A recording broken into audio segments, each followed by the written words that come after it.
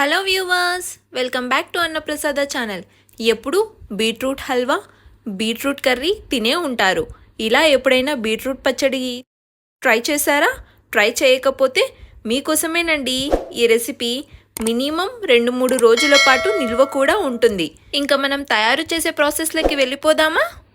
ముందుగా vegetable cutter పైన కానీ ఇలా వుడెన్ ప్లేటర్ పైన కానీ తగినన్ని బీట్రూట్ని ఇలా తీసుకోండి. బీట్రూట్ పైన ఉన్న చెక్కును పూర్తిగా మనం తురుముకోవాలి. చూసారా, నేను 2 వైపులా బీట్రూట్ని కట్ చేసి బీట్రూట్ పై ఉన్న చెక్కుని పూర్తిగా ఇలా తురుముకుంటున్నాను.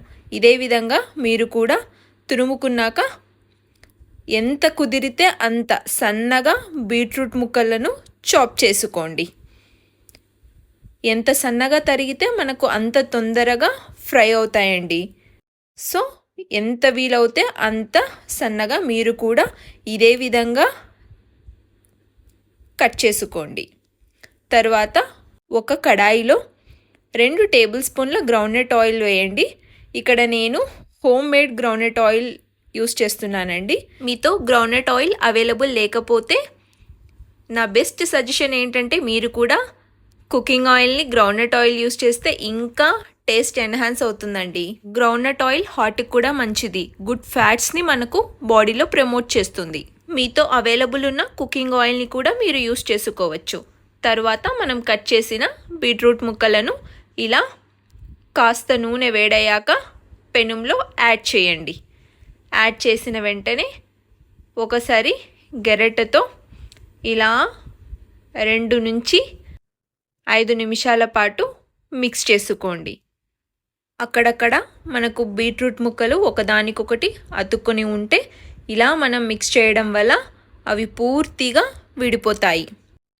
ఇదే విధంగా మీరు 5 నుంచి 10 నిమిషాల పాటు ఇలా లో టు మీడియం ఫ్లేమ్లో స్టవ్ని అడ్జస్ట్ చేసుకుంటూ బీట్రూట్ని ఫ్రై చేశారంటే మనకు పచ్చడికి బీట్రూట్ పూర్తిగా తయారైనట్టేనండి.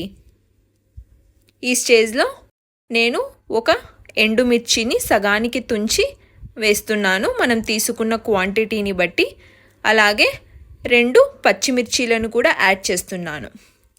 ఒక 2 నిమిషాల పాటు పచ్చిమిర్చి, ఎండుమిర్చి కాస్త దోరగా ఫ్రై అయ్యాక స్టవ్ని కట్టేసి మనం ఫ్రై చేసుకున్న బీట్రూట్ ముక్కలను ఒక మిక్సీ జార్లో ఇలా ట్రాన్స్ఫర్ చేసుకోండి. ఫ్రై చేసిన బీట్రూట్ ముక్కలను 2-3 నిమిషాల పాటు చల్లారనివ్వండి. చల్లారిన వెంటనే మనము ఇలా మిక్సీ జార్లో ట్రాన్స్ఫర్ చేసుకుంటే సరిపోతుంది. ఇదే జార్లో నేను ఒక 4-5 వెల్లుల్లి రెబ్బలను కూడా యాడ్ చేస్తున్నాను. టేస్ట్కు సరిపడా ఉప్పును కూడా యాడ్ చేశాను. అలా కాస్త వేసి వేయనట్టుగా కొద్దిగా చింతపండు రెబ్బను కూడా యాడ్ చేసుకోండి. తరువాత మూత పెట్టి మనం బరకగా మిక్సీ పట్టుకుంటే సేమ్ ఇదే విధంగా మీకు కూడా తయారవుతుంది. ఇప్పుడు పోపు కోసం అదే కడాయిలో మనం 2 టేబుల్ స్పూన్ల గ్రౌండ్నట్ ఆయిల్ని వేసుకోండి. ఆల్రెడీ నేను వేసుకున్న పెనంలో 1 టేబుల్ స్పూన్ గ్రౌండ్నట్ ఆయిల్ ఉందండి, అందుకనే నేను కొద్దిగానే ఇక్కడ యాడ్ చేశాను. కొద్దిగా ఆయిల్ వేడయ్యాక ఇప్పుడు పోపుకు కావాల్సిన పదార్థాలన్నీ మనం ఒక్కొక్కటిగా యాడ్ చేసుకుందాం. 1 టేబుల్ స్పూన్ ఉద్దిపప్పు, 1 టేబుల్ స్పూన్ శనగపప్పు, 1 టేబుల్ స్పూన్ జీలకర్ర,